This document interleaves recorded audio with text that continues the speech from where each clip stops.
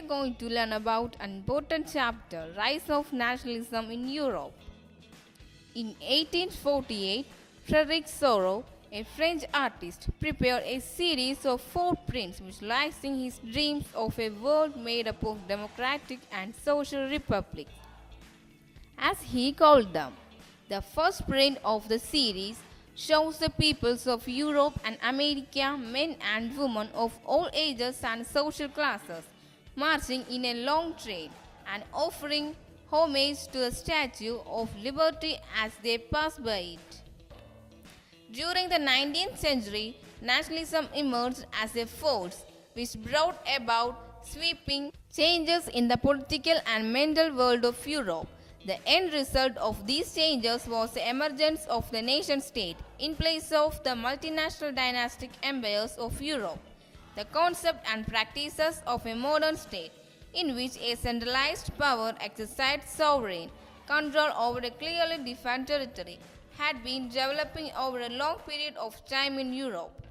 But a nation state was one in which the majority of its citizens, and not only its rulers, came to develop a sense of common identity and shared history or descent. This commonness did not exist from time immemorial. It was forged through struggles, through the actions of leaders and the common people. This chapter will look at the diverse processes through which nation states and nationalism came into being in 19th century Europe. The French Revolution and the idea of the nation. The first clear expression of nationalism came with the French Revolution in 1789. France, as you would remember, was a full-fledged territorial state in 1789. Under the rule of an absolute monarch, the political and constitutional changes that came in the wake of the French Revolution led to the transfer of sovereignty from the monarchy to a body of French citizens. The revolution proclaimed that it was the people who would henceforth constitute the nation and shape its destiny. From the very beginning, the French revolutionaries introduced various measures and practices that could create a sense of collective identity amongst the French people. A centralized administrative system was put in place and it formulated uniform laws for all citizens. With its territory, internal customs, duties and dues were abolished and a uniform system of weights and measures were adopted. The making of nationalism in Europe. We know today as Germany, Italy and Switzerland were divided into kingdoms, duchies and cantons whose rulers had their autonomous territories. Eastern and Central Europe were under autocratic monarchies, within the territories of which lived diverse peoples. They did not see themselves as sharing a collective identity or a common culture. The Habsburg Empire that ruled over Austria, Hungary, for example, was a patchwork of many different regions and peoples. It included the Alpine regions, the aristocracy and the new middle class. Socially and politically, a landed aristocracy was the dominant class on the continent. The members of this class were united by a common way of life that cut across regional divisions. They owned estates in the countryside and also townhouses.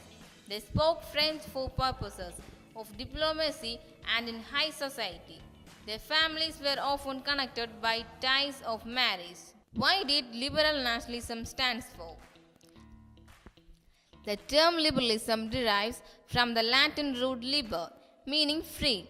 For the new middle class, liberalism stood for freedom for the individual and equality of all before the law. Politically, it emphasized the concept of government by consent. Since the French Revolution, liberalism had stood for the end of autocracy and clerical privileges, a constitution and representative government through parliament. A new conservatism after 1850. The defeat of Napoleon in 1850, European governments were driven by a spirit of conservatism. Conservatives believed that established traditional institutions of states and society, like the monarchy, the church, social hierarchies, property and the family, should be preserved. Most conservatives, however, did not propose a return to society of pre-revolutionary days. The Age of Revolutions, 1830 to 1848. The first upheaval took place in France in July 1830. The Bourbon kings, who had been restored to power during the conservative reaction after 1850, were now overthrown by liberal revolutionaries who installed a constitutional monarchy with Louis Philippus. When France sneezes, Metternich once remarked, "The rest of Europe catches cold." The July Revolution sparked an uprising in Brussels which led to Belgium breaking away from the United Kingdom of the Netherlands. Greece had been part of the Ottoman Empire. Since the 15th century, the growth of revolutionary nationalism in Europe sparked off a struggle for independence amongst the Greeks which began in 1821. Nationalists in Greece got support from other Greeks living in exile and other from many West Europeans who had sympathies for ancient Greek culture. Poets and artists lauded Greece as a cradle of European civilization and mobilized public opinion to support its struggle against a Muslim empire. The English poet Lord Byron organized funds and later went to fight in the war, where he died of fever in 1824. Finally, the Treaty of Constantinople of 1832 recognized Greece as an independent nation. The Romantic imagination and national feeling. Romanticism, a cultural movement which sought to develop a particular form of nationalist sentiment. Romantic artists and poets generally criticized the glorification of reason and science and focused instead on emotions, intuition, and mystical feelings. Their effort was to create a sense of a shared collective heritage, a common cultural past.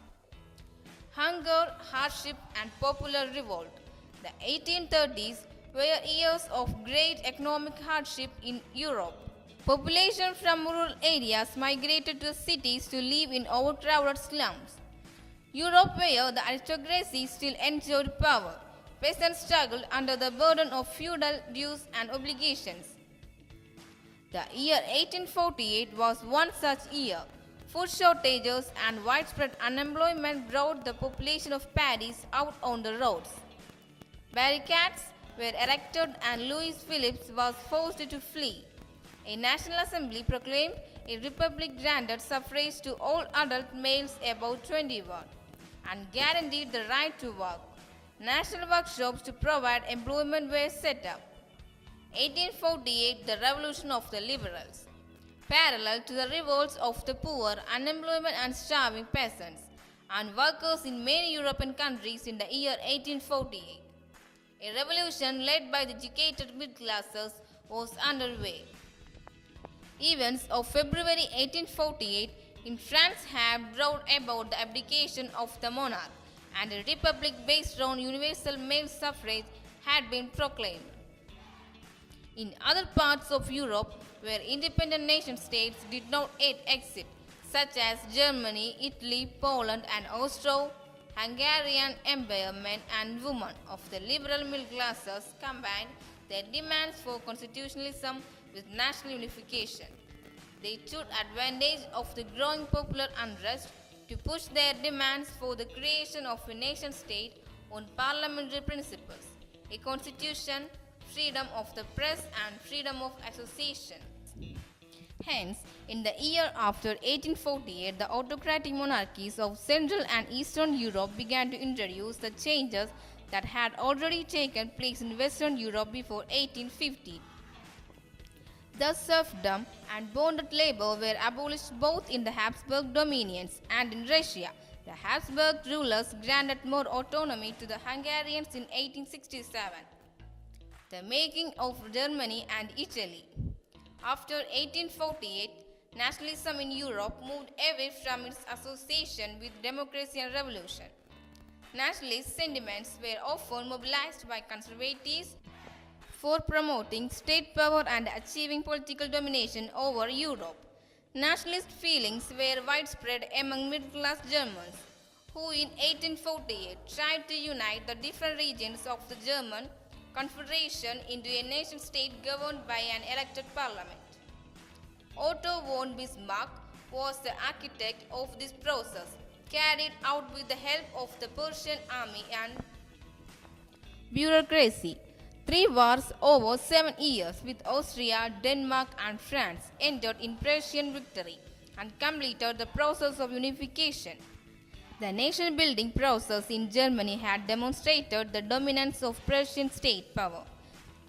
The new state placed a strong emphasis on modernizing the currency, banking, legal, and judicial system in Germany, visualizing the nation.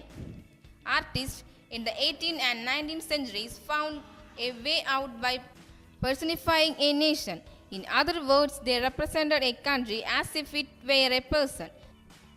Nations were then portrayed as female figures. The female form that was chosen to personify the nation did not stand for any particular woman in real life. Rather, it sought to give the abstract idea of the nation a concrete form. That is, the female figure became an allegory of the nation. Nationalism and imperialism, idealistic liberal democratic sentiment of the first half of the century, but became a narrow creed with limited ends.